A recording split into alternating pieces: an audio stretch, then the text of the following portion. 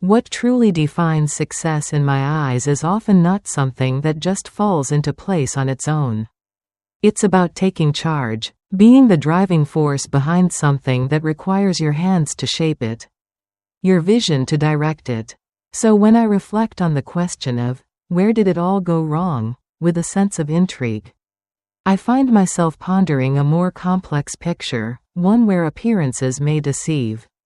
Take Ryan Reynolds for example. His Twitter bio presents an image of himself that's carefully curated, showcasing only the parts of him that resonate best with audiences, parts that have been refined and tested through focus groups. But the question arises, does he truly embody the persona he portrays? Or is he simply playing a role? And as more layers of Ryan's life are revealed, it becomes clear that the facade of America's sweetheart starts to crack.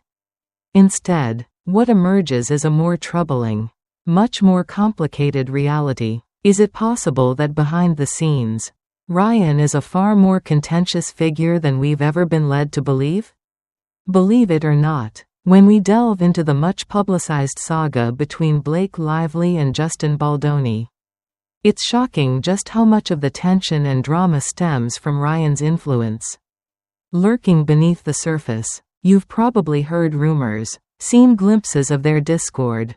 But trust me, there's so much more to uncover.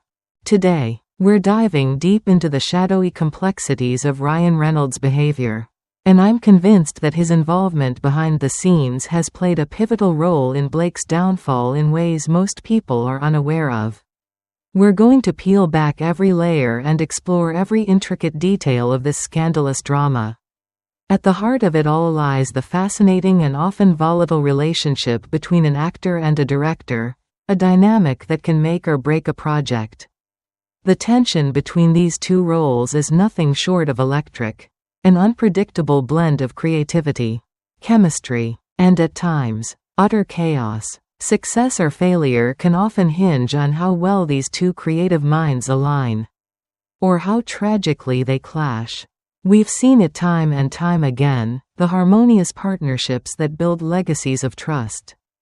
Those timeless collaborations where both parties elevate each other to new artistic heights. Yet, for every story of artistic harmony, there are countless others where the relationship between actor and director is a battle. One that can unravel an entire project, leaving deep scars. Consider some of Hollywood's most infamous on-set feuds, Ed Norton and director Tony Kaye. For instance, their clash during the making of American History X was legendary. Kaye, a first-time director at the time, was outraged when Norton took it upon himself to re-edit the film without consulting him.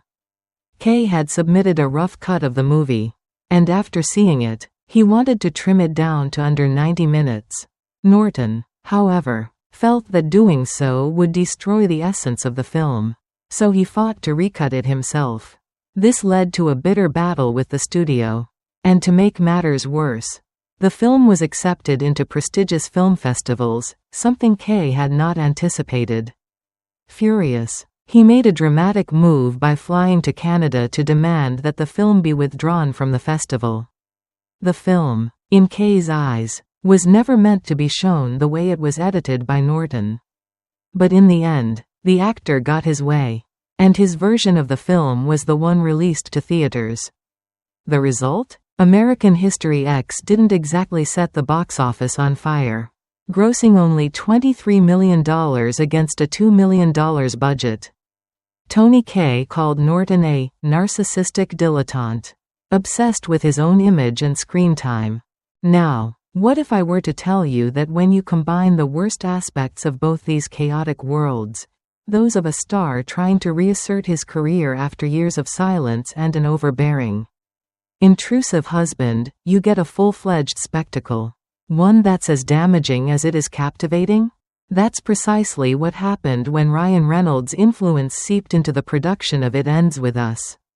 His hand wasn't just in the scriptwriting, he was involved from the very start. Pulling the strings behind the scenes, subtly orchestrating events to serve his own vision.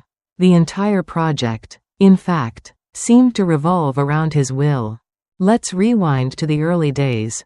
Many of you have pointed out that some of the blame should fall on Justin Baldoni, who, from the very first interaction with Ryan, seemed to cave to his influence.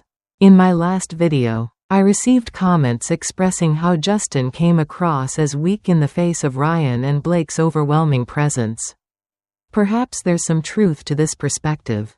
Justin did seem to go out of his way to be accommodating, friendly, and overly complimentary to both Blake and Ryan. And let's be honest, Ryan Reynolds is one of the biggest stars in the world.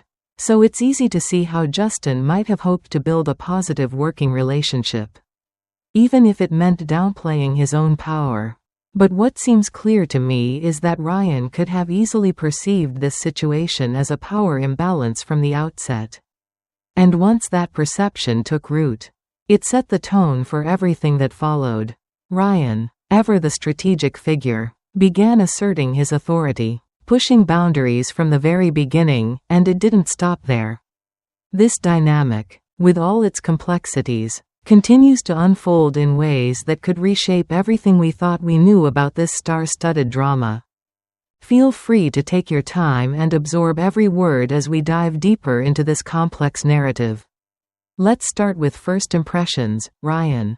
This is Justin Baldoni, the man who, quite literally, brought his emotional baggage into his meeting with your wife.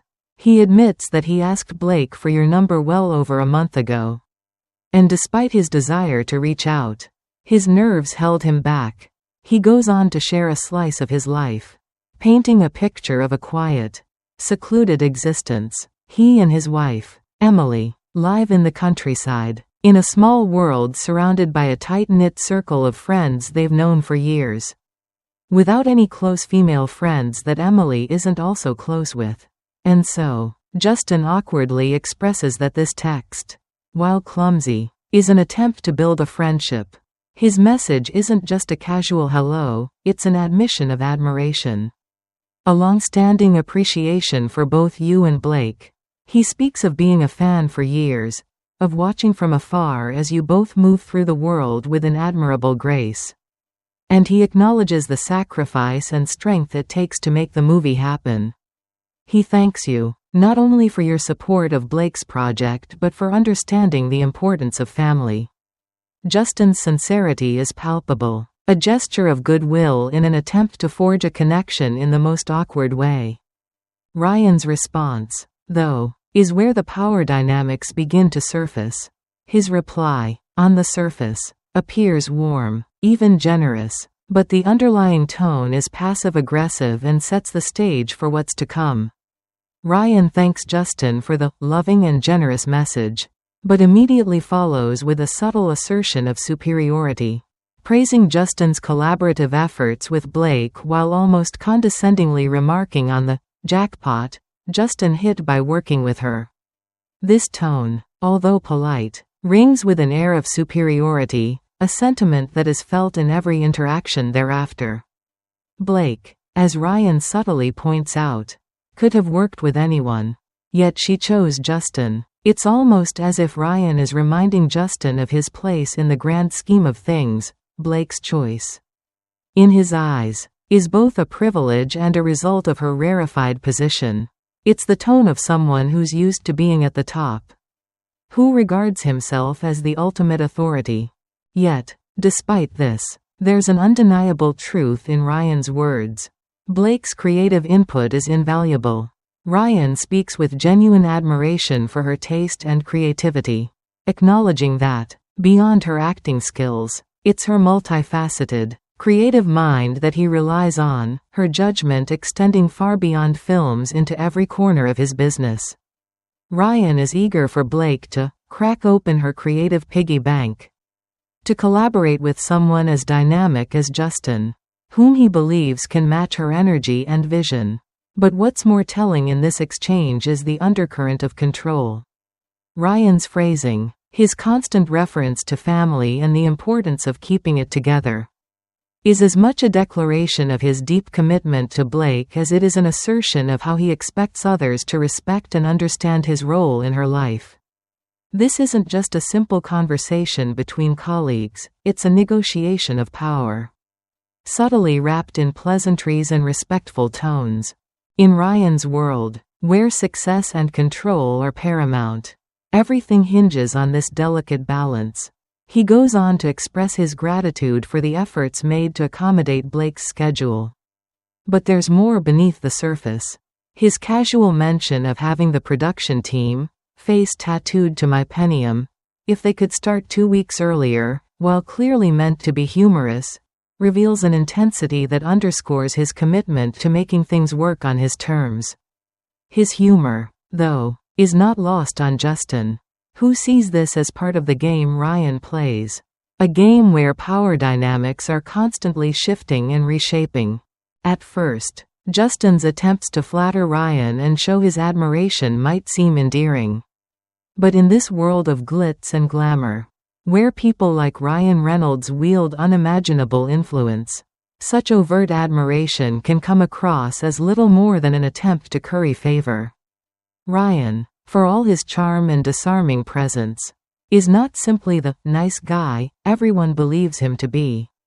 Beneath that facade lies a man who knows exactly how to manipulate a situation to his benefit. He's a shark, relentless and determined, and his ability to use wit and perception to navigate the world around him is something he's honed since his childhood. Growing up in a large family with tough, physically dominant older brothers, Ryan learned early on that physical strength wasn't his weapon.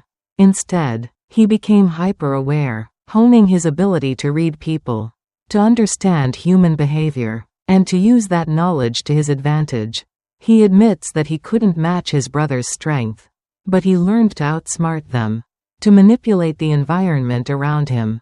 This ability to manipulate, to read situations and people with razor-sharp precision, is the skill that Ryan has carried with him throughout his career. His rise to fame wasn't due to sheer luck, it was the result of a calculated series of moves, each one aimed at manipulating the right people and opportunities to work in his favor. Ryan's story is filled with moments where he boldly admits to bullshitting his way into situations, convincing agents to take him on and landing roles with little more than sheer bravado. He was an expert at creating the illusion of success, turning the smallest opportunities into stepping stones toward greater achievements. As he recounts these moments with a mix of humor and pride, it's clear that Ryan's path to stardom wasn't just a matter of talent, it was a carefully crafted game of perception, where he controlled the narrative at every turn. In many ways, this dynamic, the intersection of Ryan's charisma, his calculated manipulation, and Justin's attempts to navigate the murky waters of this power struggle, shapes the complex relationship between the two. What began as a sincere message of admiration and respect quickly morphs into something much more layered, revealing the subtle, unspoken tensions that underlie their interactions. It's a battle of wills, of perception versus reality. And in the end, it's clear that Ryan Reynolds is playing a much more intricate game than anyone could have anticipated. It's as though Justin is, in a way, working under Ryan's command. The very audacity of him asking to alter the entire production schedule to accommodate his and Blake's need to be together speaks volumes about the power dynamic at play here. To understand just how outrageous this request truly is, let's step back and think about the colossal logistical nightmare that is the production of a film. We're not talking about just a minor tweak here or there, we're discussing the reorganization of hundreds of paid workers. The delicate balance of booking fees, coordinating location shoots, securing permits for filming in various cities, and so much more. To put this into perspective, imagine asking a bride and groom to reschedule their wedding by 2 weeks, just to suit your own personal needs, and causing a ripple effect of inconvenience for every other guest involved. It's not only an impractical request, it's borderline absurd. Now, let's talk about something that really cuts to the heart of Blake's transformation in Hollywood, the way she began to change the narrative around her role in the industry. Initially, Blake seemed content to play the traditional role of the actress, showing up on set to do her job, stand in her assigned spot, and say her lines. But, over time, something shifted. She began to feel unfulfilled, as though her potential was being boxed in by the limitations of what others expected from her. She didn't just want to show up and look cute. She wanted to shape the story, to be involved in the creative process beyond just reading lines. She started to crave ownership of the narrative, to be a force in writing, costume design, and character creation. She discovered that some directors and producers welcomed this, recognizing her creativity and offering her a seat at the table. Others, however, saw it as a challenge, perhaps even a threat. They hired her to act, not to run the show. And this clash of expectations became a complicated space for her to navigate. Blake admits that, at first, she kept her true ambitions hidden. She didn't reveal to anyone that in order for her to feel truly fulfilled, she needed a level of creative authorship that went beyond acting. She could tell, though, that for some, this felt like an intrusion, an actor pushing her way into spaces they hadn't expected her to occupy. It left her feeling out of place, like she was fighting for something that she wasn't hired to do, yet unable to suppress her need to be more than just a pawn in the system. And this feeling she describes, it's strikingly familiar. It echoes a mindset Ryan Reynolds had shared much earlier, one that clearly influenced Blake's own journey. Ryan, too, had realized that the most successful projects were those he was able to control, to drive from the ground up.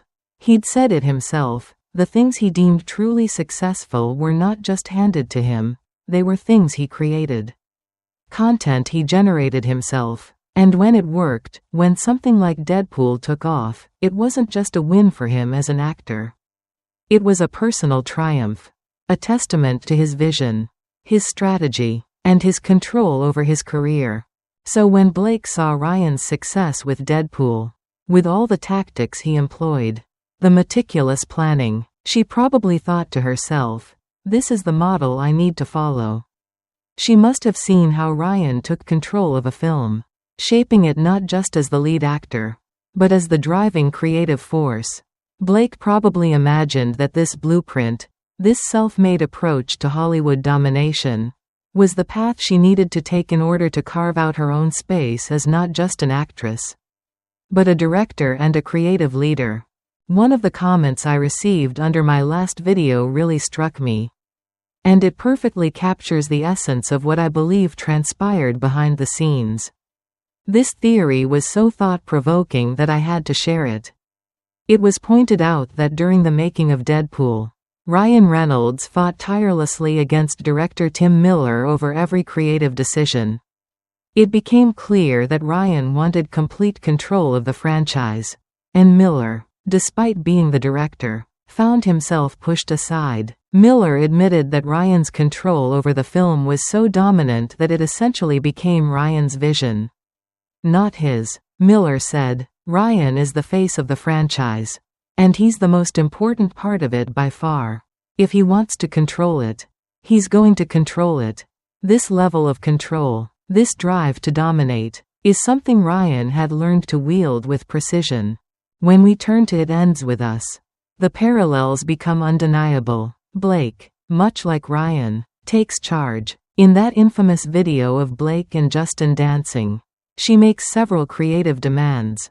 She complains about the lighting, about the position they're standing in, and even demands that her heels be visible in the shot. She's asserting her influence, demanding that the camera focus on her, much like Ryan had done in Deadpool. This isn't a coincidence, it's part of a larger pattern, a modus operandi that Ryan and Blake seem to follow. Their strategy is clear. First, they target a vulnerable director, someone like Tim Miller or Justin Baldoni, who is just beginning their career in big-budget filmmaking. Second, they challenge every creative decision, pushing the director to the brink of exhaustion and frustration, making the director's role increasingly untenable. Third, if the director can't take it and leaves, They step in and take control of the project. If the director doesn't quit, they simply sue. This might sound speculative, but given the evidence, it's hard to ignore the possibility that this is exactly what happened with It Ends With Us. Just as Deadpool was Ryan's brainchild, It Ends With Us became Blake's project, one that she dominated in every sense of the word. By the time Blake issued her ultimatum, demanding that the production either be reshaped to fit her vision or that she be replaced, things had already reached a critical point. Production had been ongoing for months. Scenes had already been shot, locations secured, and the budget was spiraling out of control. It was too late to make a drastic change. The studio knew it was more cost-effective to grin and bear it. To appease Blake and Ryan rather than risk the financial disaster of replacing the lead actress at that stage. Blake knew exactly where she stood, and both she and Ryan understood the immense power they held in that moment. And then, there's the matter of something else that's been really bothering me, something that feels completely inappropriate in this whole setup. Let me start by saying that I absolutely agree, no, I emphatically agree, that what Blake did, and the way she went about it, was undeniably wrong. It was not just a mistake, it was completely inexcusable and out of line. But here's the thing, amidst all the rightful criticism of Blake's actions, I believe there are some crucial elements that aren't being given enough attention. And they all point back to Ryan. Yes, the marketing campaign behind the movie was disastrous, without a doubt, but I ask you to consider this, when we dig deeper into the situation. Who really bears the most blame behind the scenes? You see, Ryan, who has repeatedly referred to himself as a lover of marketing, doesn't just talk the talk, he walks the walk. He's so passionate about the field that he actually went ahead and started his own marketing company. Maximum Effort. Now, the name itself is telling. But when you take a look at their website, the About page reveals something that feels almost ironic in light of the situation. It proudly states that Maximum Effort is responsible for producing movies, TV shows, content, advertisements, and yes, even cocktails, designed primarily for the personal amusement of Hollywood's very own Ryan Reynolds. And every so often, they may even release them to the general public. But what's perhaps even more revealing is their mission statement. The company prides itself on creating marketing that moves at the exact same speed as culture. In essence, they want to be at the pulse of what's happening in the world, creating campaigns that resonate on a cultural level. Well, if that's truly their objective, then how is it that the marketing for It Ends With Us felt so disconnected from the cultural pulse? Especially when compared to something like the marketing for the Barbie movie? The Barbie film's marketing campaign was nothing short of revolutionary, tapping into a cultural phenomenon that was impossible to ignore. Pink became synonymous with Barbie, and everywhere you looked, there was something tying you back to the movie. Pink billboards, people dressing up in Barbie's signature color, and the anticipation for the film reached an all-time high. It became not just a movie, but an experience, a cultural moment that people wanted to be part of. So when Ryan talks about marketing that moves at the exact same speed as culture, I can't help but wonder, wouldn't this be the perfect time for him to mirror that success? Wouldn't he use the same kind of approach, using the cultural cash of Barbie as his model to inject energy into It Ends With Us? Here's my theory. This is pure speculation, of course, but it seems like the marketing team made a huge misstep. Justin Baldoni, from the very beginning of the project, had a vision that was deeply rooted in sensitivity and awareness. He wanted to handle the subject matter with the utmost respect and insight, reaching out to domestic violence organizations to ensure that their perspectives were reflected in the messaging. But somehow, along the way, the tone shifted dramatically. Does this shift sound like something Blake would have independently decided on? Could it be that Ryan's influence played a role in this drastic change? I believe that Ryan, with all his marketing savvy and influence, pushed for a tone that might have seemed more in line with what he thought would resonate with audiences, something less serious and more commercial. Instead of focusing on the deeper, more sensitive aspects of the film, they switched to a more surface-level approach: flowers. The marketing featured flowers everywhere, inviting people to bring their flowers and their friends to the movie. And let's not forget the social media frenzy that followed, where Blake was criticized heavily for the way she presented herself, even though the tone was crafted by the team, not just her. In the midst of all this, Ryan was largely untouched by the public outcry. While Blake took the brunt of the criticism, Ryan remained somewhat insulated, even though his contributions to the marketing campaign were, in many ways, just as questionable. I find it deeply troubling that Ryan, despite being the mastermind behind much of the marketing, managed to escape any real consequences for the choices that were made. And let's not forget the strange and frankly inappropriate moments, like the jokes he made about his wife's love interest in the film. There were comments about his large ass, and questions about how he manages to maintain such a physique, all while wearing flowers and making light of the situation. It's difficult to reconcile this behavior with the gravity of the subject matter at hand. But let's pause for a moment. I can understand why Blake might have deferred to her husband when it came to marketing decisions. After all, Ryan is the man who helped Deadpool rake in over $1.3 billion at the box office, making it the highest-grossing R-rated film of all time. He's proven that he knows how to create a cultural moment. But here's the issue: using Ryan's bro marketing strategy for a film like It Ends With Us, one with an overwhelmingly female audience, was a mismatch from the start. Ryan's approach, which worked wonders for Deadpool, doesn't translate when you're dealing with a completely different demographic. His male-centered marketing strategy just didn't work for a film where 84% of the audience was women. It's a gamble that clearly didn't pay off.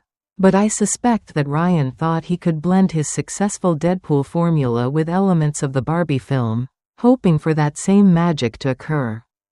Unfortunately, this gamble backfired. The marketing was tone-deaf, and the partnerships and brand deals that emerged from it felt strangely self-serving, benefiting primarily Ryan and Blake's own ventures. Her hair product line and his production company seemed to be the only ones reaping the rewards. And that didn't sit right with audiences, especially considering the sensitive nature of the film's subject matter. But here's the real question: what could Blake do? Would she really blame her husband publicly for the disaster that unfolded? Of course not. The best course of action for her was to remain silent, perhaps deflect some of the heat onto other factors or people, and move forward without drawing attention to her husband's influence. In the end, despite the public backlash, the dynamics behind the scenes tell a much more complicated and troubling story. Now, it's time, my friends, time to talk about Ryan from a completely different angle. We've already explored Ryan the actor, Ryan the director, and Ryan the marketing mogul. But now, let's dive into Ryan the dragon. Yes, I know we've all heard about his infamous dragon line before. But now, with everything we know, it carries so much more weight, doesn't it? It makes sense in ways that it never did before. It's as though the layers are finally peeling back to reveal something far more complex. And yes, I'll admit it, I too have my own dragons. For better or for worse. But usually for the better. Because these dragons of mine, they protect those I hold dear and fight for. In a way, we all benefit from these creatures that guard us. And I can assure you that you will benefit from them too, should you ever be in my circle. But there's something even more intriguing. And it's been flying under the radar for far too long. Have you heard about the curious dynamic involving Blake and her alleged trust in her husband and Taylor Swift? Apparently, she considers them to be her most trusted partners. Yet, there's something disturbingly odd about how she also describes their relationship, with Taylor Swift and Ryan being, at times, almost like overbearing. dance mom types, pushing her to new heights in ways that feel both invasive and controlling. This part of the story is chilling, yet fascinating in its own right. Now, let's turn to something that personally disturbs me, and I can't help but feel that. If you're listening, T.J. Miller, you need to run. Yes, I'm talking about T.J. Miller, the actor and comedian who played Weasel, Deadpool's best friend, in the first Deadpool film. Let's just say that TJ's experience working with Ryan was anything but smooth. He recounts a moment on set that was beyond uncomfortable, something that made the entire crew feel off. At first, Ryan, being the good actor he is, seemed like the cool guy, the one everyone got along with. But something shifted, and after Deadpool catapulted him to stardom, Ryan's behavior changed. TJ describes how, during one take, Ryan turned to him and delivered a line, not as the character, but with a venomous tone aimed directly at him. "You know what's great about you, Weasel? You're not the star. You just do enough exposition to make it funny and then get out of the way for the real movie." TJ was caught off guard, humiliated in front of the crew, and after the take, he turned to the rest of the team, asking, "That was weird, right?" And, of course, they all agreed that it was beyond strange. It left TJ feeling small and confused. It's almost as if Ryan's success went to his head, pushing him to place himself above those he once considered his peers. This is where things get even more curious. TJ mentioned Ryan's Twitter bio, something Ryan proudly displayed, showcasing the aspects of himself that tested best in focus groups. It was almost as if Ryan was curating his own persona, picking and choosing what parts of himself to show the world. This is more than just vanity. It's a calculated strategy, a strategy that, at times, seems completely disconnected from the real person behind the screen. And then there's the issue with Michael Bay, the director Ryan worked with. Ryan and Bay had a rocky relationship, and TJ shared some insight that I think reveals a lot about Ryan's underlying nature. In a conversation TJ had with Michael Bay, he was informed that Ryan had used his charm to climb to the top. But it wasn't always in the best interests of those around him. Ryan had a very specific way of making things happen, and at times, that meant stepping on people to get what he wanted. This dynamic, as TJ describes it, is unsettling because while Ryan can be charming, he also has a way of getting what he needs by using others, manipulating situations to his advantage. This leads me to a curious and somewhat conspiratorial thought I have. Let's look at the timeline here. Deadpool came out in 2016. And if production began in 2015, it seems a bit strange that it took Ryan a decade to reach out to TJ Miller after all these years. 10 years. Why, after all this time, would Ryan decide to mend things now, right as things are heating up with the Justin Baldoni lawsuit? Isn't that a little too convenient? A little too perfectly timed? Could it be that Ryan is attempting to curate his nice guy image, just as he's been doing for years? It raises questions about his intentions and whether this is a sincere attempt to repair a relationship, or if it's all part of the plan. I can't help but think that the timing of this reconciliation is telling. Ryan reaches out to TJ, after all this time, in a moment when his public image is in flux. How did Ryan reach out to TJ? And when exactly? Reporters, if you're out there, the next time you get an interview with TJ Miller, can you ask him when that call took place? Because it's important to know whether Ryan reached out because he genuinely cares, or if it was simply a calculated move to clean up his public persona. After all, there's a pattern here. Ryan's carefully crafted Twitter bio, his public actions, his marketing genius, they all seem like pieces of a larger puzzle. And the truth might be that his nice guy persona is just another carefully constructed part of the brand he's built. There's something deeply unsettling about how the situation unfolded. And I want to take a moment to highlight a particularly striking detail that really sums up the entire dynamic. Ryan, in his role as Blake's husband, essentially summoned Justin, the director, to his penthouse to berate him about something as trivial as a personal trainer. Just think about that for a second. Imagine the audacity of a husband using his position of power not only to assert control over the creative process but also to humiliate the director in the most public and childish way possible. It's an incredibly condescending, almost spiteful move. But what's even more remarkable is that this wasn't an isolated incident, it was a bold power play. Ryan went so far as to banish Justin from his own red carpet event and screening, proclaiming that no one wanted him there. It was the ultimate display of dominance, reducing the director to nothing more than a pawn in a game he had no control over.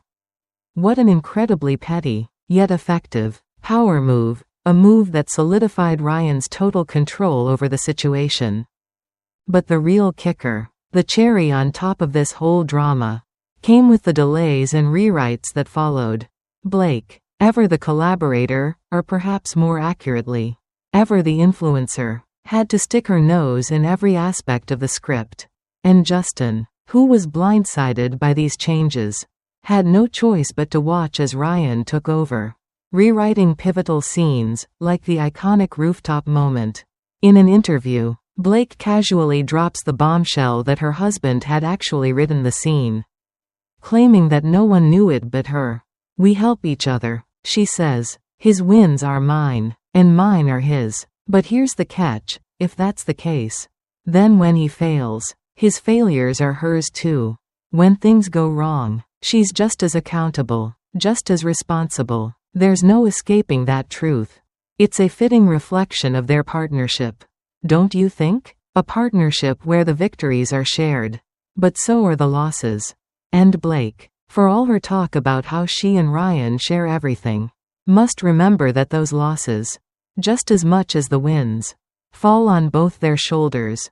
This moment says everything. It encapsulates the core of their relationship and how it seeped into every aspect of her career, whether she realizes it or not. If you've seen my previous take, you'll know I don't hesitate to give Blake a fair share of the blame. In this particular instance, as much as Ryan's influence looms large, Blake's role in this mess deserves equal recognition. She is not without fault here. She wasn't just a passive participant in her career's decline, she actively contributed to it, making decisions that would ultimately harm her long-term prospects. If you step back and look at the broader picture, it's clear how Blake's involvement in the mess that unfolded caused her to derail her own career.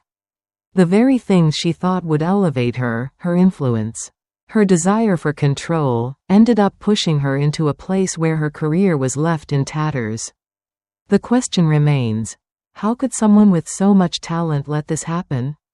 How did she ruin what was once a promising career, all while being swept up in the whirlwind of her husband's ambitions? It's a tragic tale of influence gone wrong. A story of someone losing themselves in the very thing they thought they could control.